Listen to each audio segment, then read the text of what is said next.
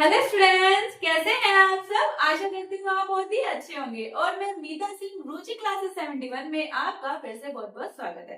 तो देखिए, हमारा जो टॉपिक चल रहा था हिंदी का, अव्यय चल रहा था। मैंने आपको क्रिया विशेषण अव्यय बताया था, उसमें मैंने आपको पार्ट बताए थे उसके बारे में, जो मैंने उसकी डीप बताया था उससे हमारे ज्यादातर क्वेश्चन बनते रहते हैं। आज बात करेंगे इनके बारे में। मैंने आपको बताया था इसके 4 होते हैं मुख्य बात, लेकिन 5 होते हैं। वैसे मुख्य 4 होते हैं और अगर आपसे पूछे टोटल कितने होते हैं तो हमारे 5 होते हैं। तो आज मैंने आपको ये कंप्लीट करा दिया था। आज बात करेंगे हम सेकंड के बारे में, ठीक है। अब बात करते हैं, यहाँ पर बात करती हूँ विस्मयादि बोधक।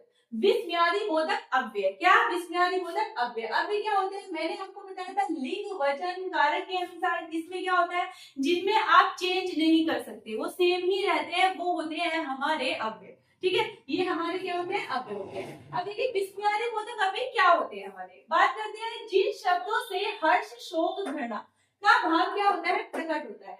विस्मयादि बोधक का इसमें क्या होता है, भाव की बात होती है। जैसा भाव होगा ना उसके अकॉर्डिंग आप रिएक्ट करेंगे कि आप मतलब क्या चीज है, किस बारे में बात हो रही है, दुख की बात है, खुशी की बात है, किस तरह से आप रिएक्शन देंगे इसके बारे में पता चलता है। उसे बोलते हैं, यहाँ पर क्या बोलते हैं, विस्मयादि बोधक अव्यय कहा जाता है। जैसे कि देखिए यहाँ पर एग्जाम्पल देखिएगा, यहाँ पर लिखा है हाय वह चल बसा, मतलब दुख का प्रकट कर रहा है, भाग के हाय वो चल बसा, ऐसे बोलते हैं ना।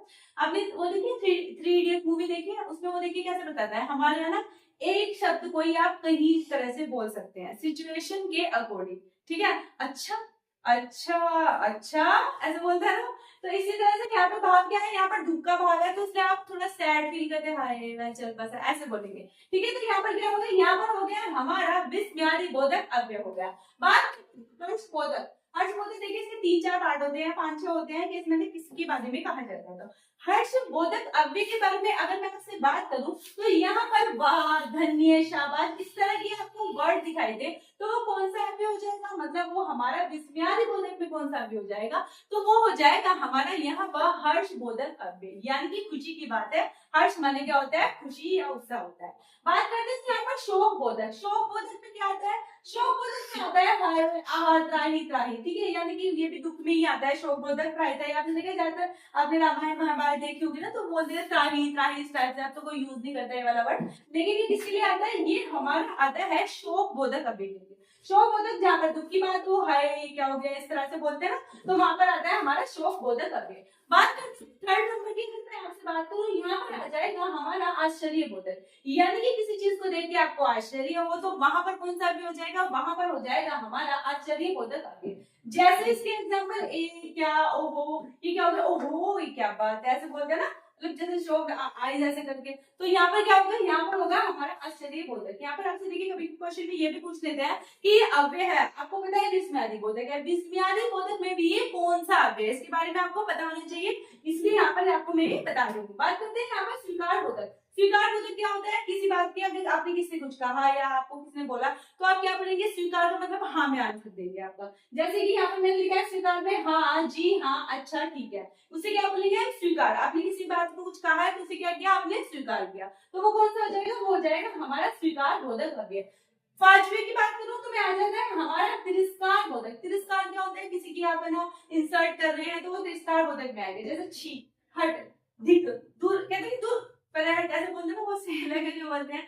तो यहाँ पर जैसे अगर आपको कोई बात अच्छी नहीं लग रही है, आप उसका तिरस्कार करते हैं, तो वहां पर इस तरह के वर्ड आप यूज करेंगे, तो वो हमारे विस्मयादि में कौन सा आ जाएगा, विस्मयादि में आ जाएगा हमारा तिरस्कार बोधक अव्यय। चलिए बात कर लेते हैं यहाँ पर संबंध बोधक अव्यय की। संबंध बोधक अव्यय क्या होता है, देखिए अरे रे जी हे अहो इस तरह की वर्ड आपको दिखाई दे, वहां पर क्या हो जाता है, वहां पर होता है हमारा संबंध बोधक अव्यय। कभी कभी देखिए ये क्वेश्चन जब बनता है तो थोड़ा सा डीप जब कभी आ जाएगा आपका, मतलब यहाँ पर क्वेश्चन तब बनेगा ये चीजें, लेकिन फिलहाल वो अगर यही पूछता है कि यहाँ पर कौन सा अव्यय, ये हमारा अव्यय का कौन से वाला पार्ट है, यानी कि विस्मयादि बोधक है या फिर क्रिया विशेषण है या फिर समुच्चय बोधक है, इसके बारे में पूछता है। तो चलिए बात करते हैं, यहाँ पर ये तो हो गया हमारा कंप्लीट विस्मयादि बोधक अव्यय। बात करूंगी मैं आपसे संबंध बोधक की। संबंध बोधक हमारा होता क्या, संबंध बोधक के बारे में बात करते हैं, किसी संज्ञा के साथ आकर क्या करता है, किसी संज्ञा के साथ आकर उस संज्ञा का संबंध क्या करता है, वाक्य के दूसरे शब्द से दिखाता है।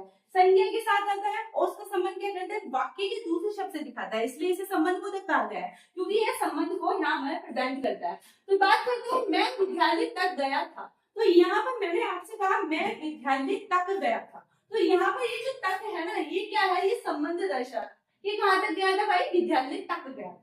हुई बात क्लियर। अब देखिए इसमें आप वर्डिंग कैसे यूज करेंगे, कैसे पता करेंगे, यहाँ पर संबंध बोधक हमारा अव्यय की बात होती है।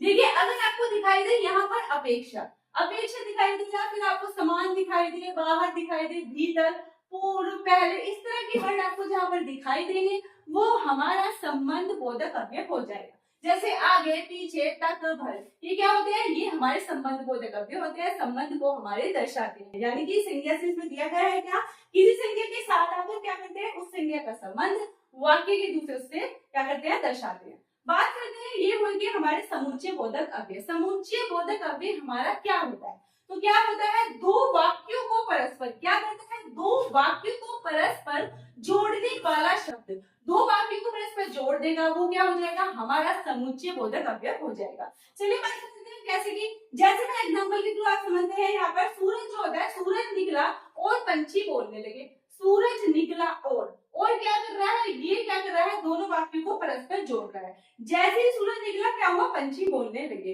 तो दोनों वाक्यों को जोड़ने के लिए यहाँ पर और का यूज हुआ है, तो यहाँ पर ये हमारा और क्या है, यहाँ पर और हमारा समुच्चय बोधक अव्यय कहलाएगा। चलिए जैसे कि आपको इसमें वर्डिंग अगर याद रखनी है कि किस तरह के वर्ड होते हैं जो समुच्चय बोधक कहलाते हैं, वो होते हैं हमारे, जैसे मैंने कहा आपको और आ गया, जैसे मैंने आपको कहा की आ गया, परंतु आ गया, या फिर यहाँ पर इस तरह के वर्ड आपको दिखाई देंगे, तो वो कौन से हो जाएंगे, वो हो जाएंगे हमारे समुच्चय बोधक अव्यय। चलिए बात करते हैं लास्ट में निपात की। देखिए मुख्य जो मैंने आपको बताया था अव्यय होते हैं हमारे 4, लेकिन अगर आपसे पूछे टोटल के बारे में पूछा जाए तो वो होते हैं हमारे 5।